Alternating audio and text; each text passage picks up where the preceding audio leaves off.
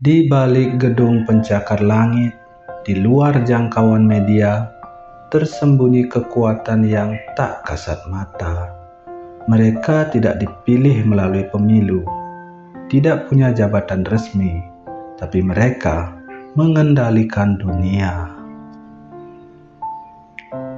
Kita mengenal mereka dengan satu kata, para keluarga super kaya. Dan inilah cerita tentang bagaimana segelintir keluarga bisa menguasai seluruh dunia hanya dengan uang.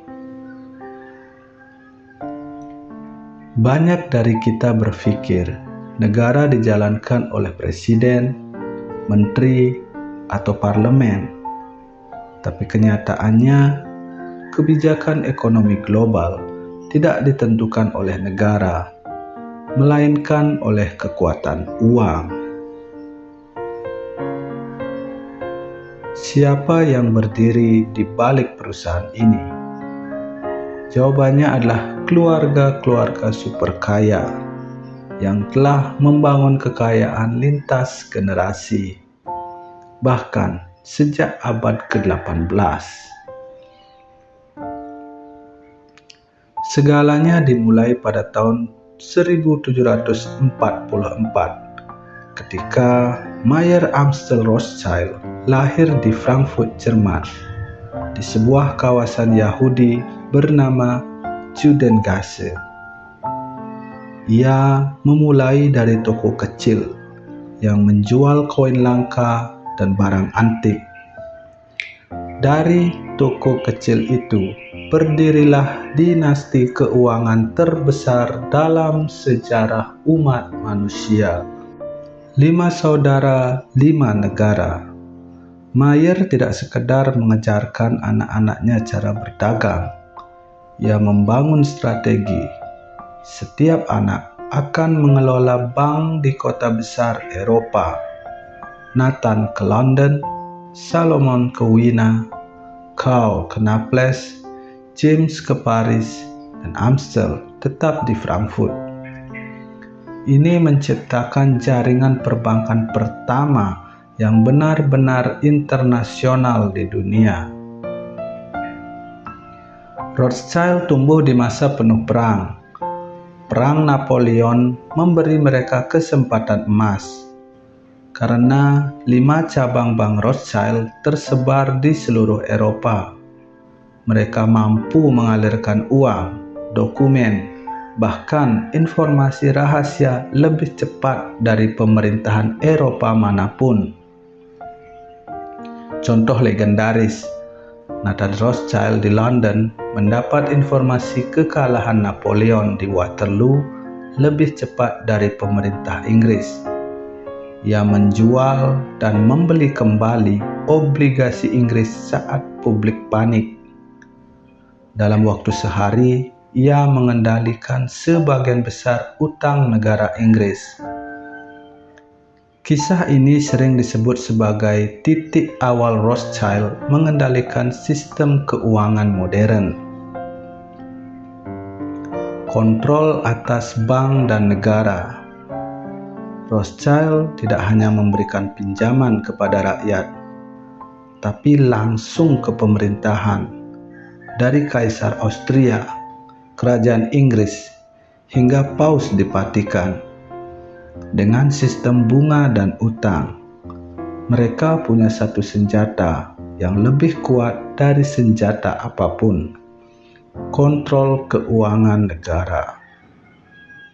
Contoh kekuasaan nyata: pendanaan untuk terusan Suez antara Mesir dan Inggris, Bank of England, pengaruh besar dalam pembentukan European Central Bank, kontroversi dan teori konspirasi. Kekayaan Rothschild sulit diukur.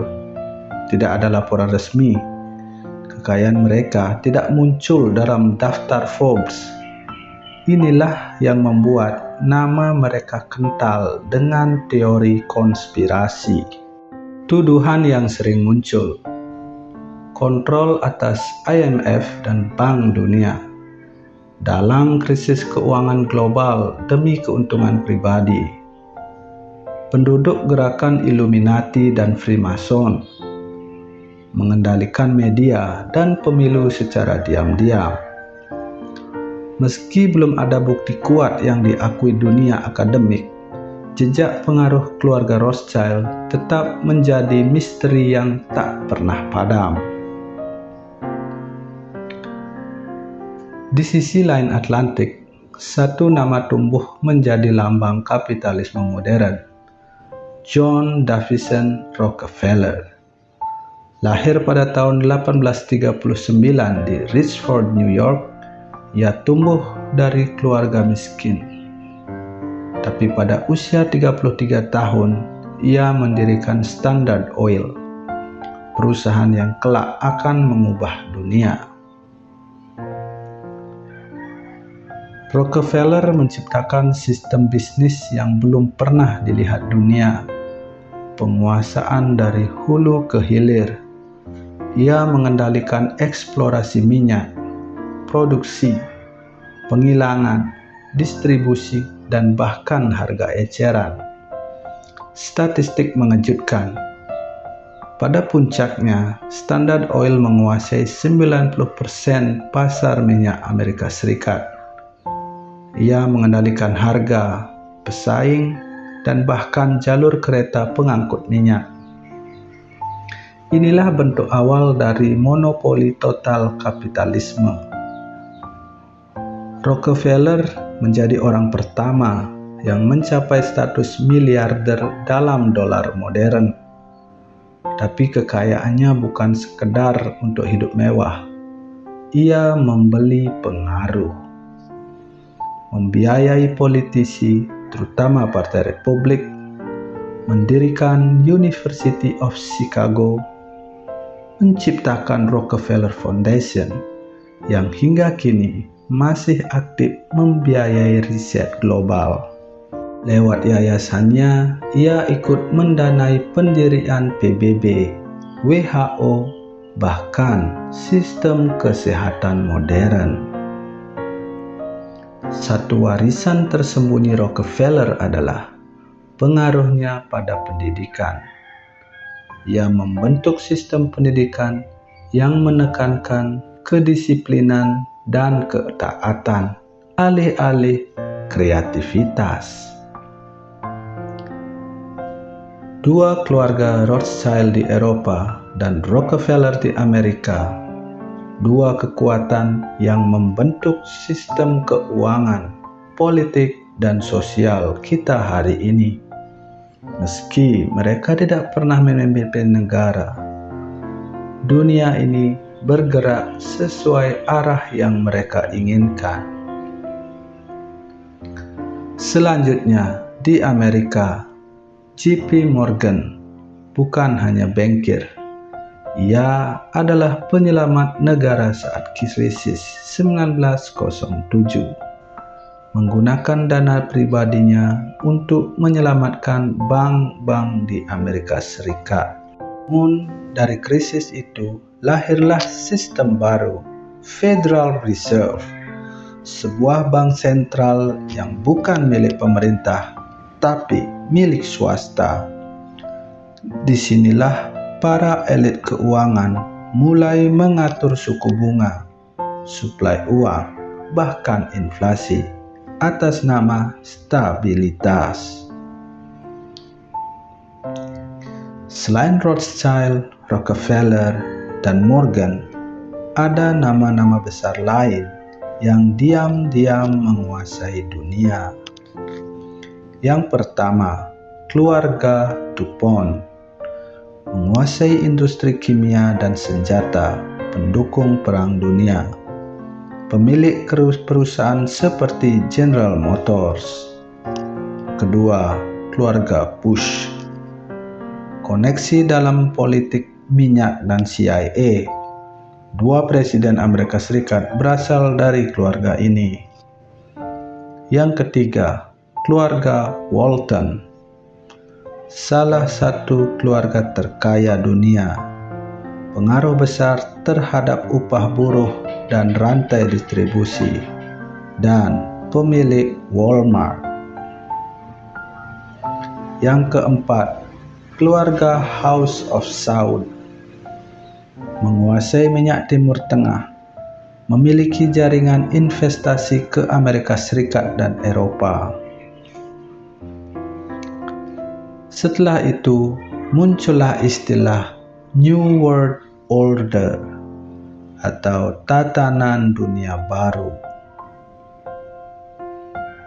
Teori ini menyebutkan bahwa keluarga-keluarga elit ingin membentuk dunia tanpa batas negara, tanpa identitas lokal, tanpa sistem ekonomi lama, digantikan oleh satu sistem tunggal yang mereka kontrol. Contohnya, penggunaan kripto global, kontrol data digital lewat AI, penerapan social credit system. Apakah ini konspirasi? Atau justru rencana yang sedang berlangsung di depan mata kita? Ketika 1% orang terkaya menguasai 99% sumber daya dunia, kita harus bertanya, apa yang tersisa untuk kita? Apakah kita akan terus menjadi pion dalam catur kekuasaan mereka? Atau mulai sadar bahwa sistem ini butuh perlawanan?